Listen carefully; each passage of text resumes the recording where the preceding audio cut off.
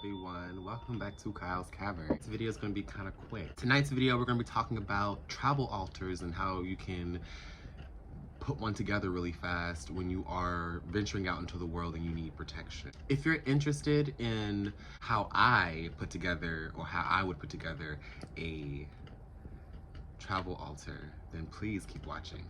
So I use travel altars majority of the time when I am going out with either friends doing spiritual work, or if I'm going out by myself and I want to bring my altar with me, then, or if I want to take something that is spiritual with me. I have my cauldron going, I'm sorry if you hear like little flames going.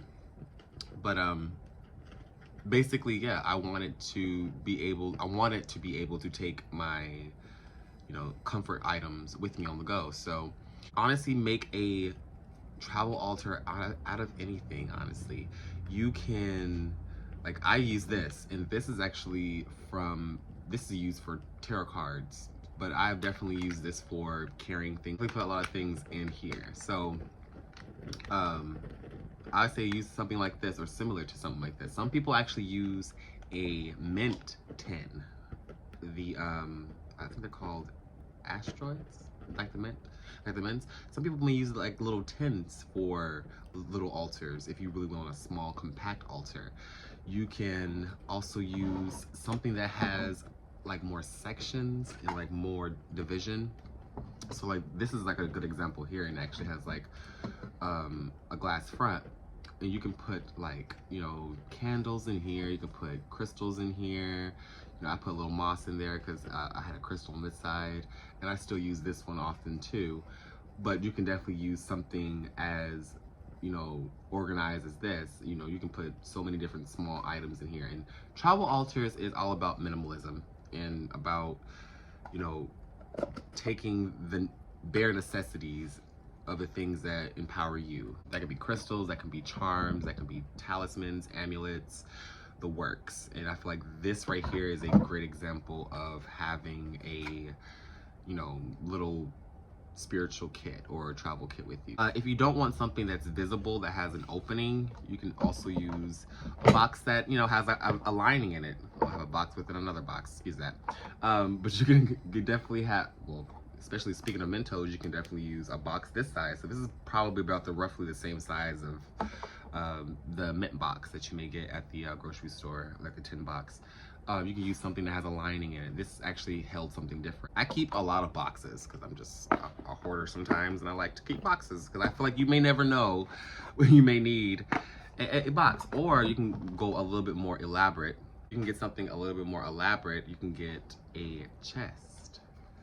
Now, I got this chest from Hobby Lobby. That's my store. If you guys shop at Hobby Lobby, you guys know that that's like the place to be. But you can definitely they have a lot of like steamer trunks. I currently have my altar Tiameya in here. I'm not gonna open it just because I didn't really ask permission before I started the video.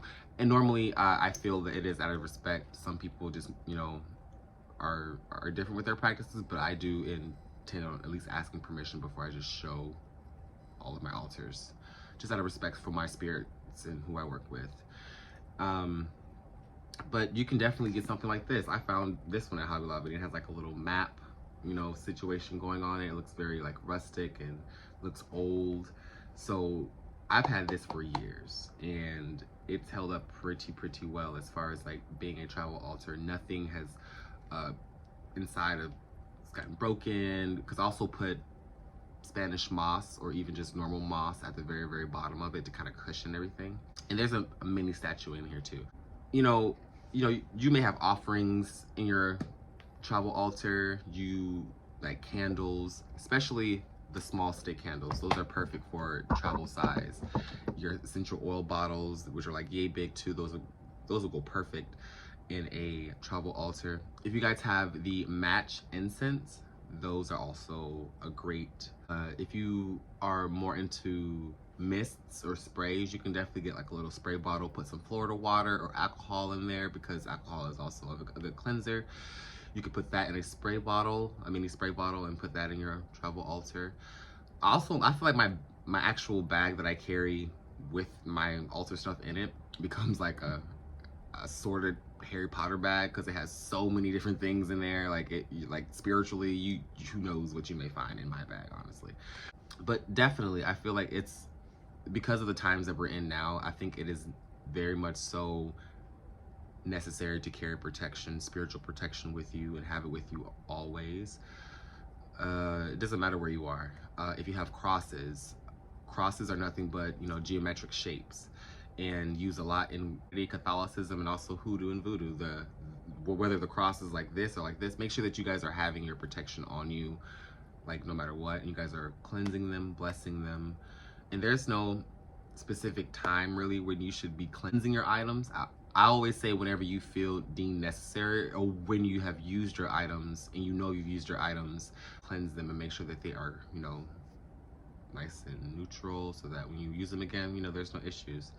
But having a travel altar definitely gets you that ability to get out there, go, you know, you don't have to feel like you're without anything. I really highly recommend travel altars. So if you guys don't have one, it doesn't have to get crazy. You guys can have, like, in that travel altar, in this little box, you guys can have stones in there. You know, you guys can have, you know, like stones that represent the elements. You can, it's small, but it packs a good, powerful punch for you. So, you know, you really get creative with any altar, your travel altar, your main altar in your homes. It's all up to your spiritual, you know, feeling and how you feel things should go. But I will always recommend carrying protection with you. Amulets, charms, you know, mojo bags, all that, the works. I do feel like that is really important. But yeah, so that was basically just it. Not a very long video. We are going to be transitioning back to our normal programming tomorrow, and we're going to be back to talking about crystals, and tomorrow's video is going to be about artichoke quartz. So I really hope you guys enjoy this quick video. I want you guys to make sure that you guys are leaving comments down below about video suggestions, because it is getting warm here in Illinois, so we will be outside soon. We'll be out in nature in the daylight, not always at night in here. So I'm so gracious for you guys for sticking around with me and learning and talking about, you know, the metaphysics and crystals and the works. I hope you guys have a awesome rest of your night, and I'll catch you guys in the next one. Bye, guys.